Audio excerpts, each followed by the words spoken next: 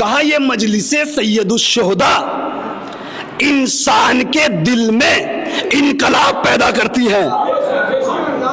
यानी आप जब मुहर्रम से पहले इनकलाब, क्या अगर मुहर्रम से पहले आप बेनमाजी थे तो नमाजी बनाती है, आप रोजा नहीं रखते थे रोजा रखेंगे, खुम्स अदा नहीं करते थे तो खुम्स अदा करेंगे। अरे यही तो इनकलाब है। और इस इनकलाब में फकत इबादत नहीं, ये ऐसा जज्बा पैदा कर देता है कि आजादार के दिल से मौत का खौफ भगा देता है।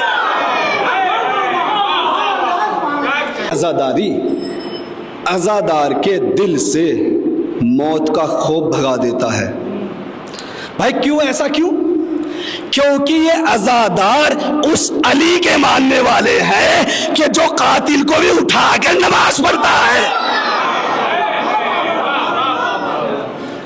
ये आजादार उस अली के मानने वाले हैं और सिर्फ ये आजादारी इनकलाब पैदा नहीं करती, किबला बैठे हुए हैं। ये जब इमाम ने अपना कयाम किया है, इस कयाम के बाद इस इनकलाब ऐसा आया कि जब ये काफिला करबला से कूफा पहुंचा तो किबला जानते हैं कि तारीख का सबसे पहला कयाम आशूरा के बाद कयाम अब्दुल्ला इब्न अफीफ आजादी है। कौन? अब्दुल्ला इब्न अफीफ। कहते हैं बूढ़ा है, नाबीना है, एक आंख जंग जमल में, दूसरी आंख जंग सिफीन में शहीद हो चुकी है। जब ये कारवान इब्ने जियाद के दरबार में पहुंचता है, अब इब्ने जियाद तौहीन कर रहा है। अब ये खड़े होने के बाद कहते हैं ऐ मरजाना के बेटे, अरे तू अली वालों की तौहीन करेगा? अरे तू, अब इब्ने जियाद ने जैसे सुना कि ये नाबीना बुजुर्ग है, ये हमारे खिलाफ बोल रहा है, तो कहा इसको कत्ल कर दो।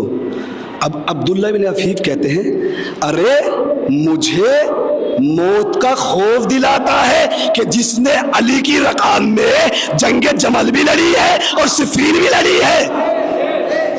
कब मुझे मौत का खौफ?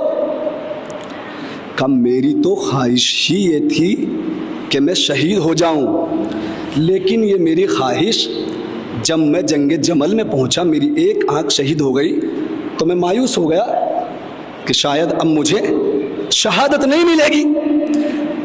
मैं फिर सिफीन में गया, वहां भी यही दूसरी आंख शहीद हो गई। अब मुझे लग रहा था अब ये मेरी उम्मीद जो है ये टूट गई। लेकिन जैसे ही इब्ने ज़ियाद मरजाना के बेटे, जैसे ही तूने कहा कि कत्ल कर दो, अरे मैं अली वाला हूं इसीलिए ही तो मुस्कुरा रहा हूं कि अब तूने हुक्म दिया है कि कत्ल कर दो, अभी तो मैं मुस्कुरा रहा हूं।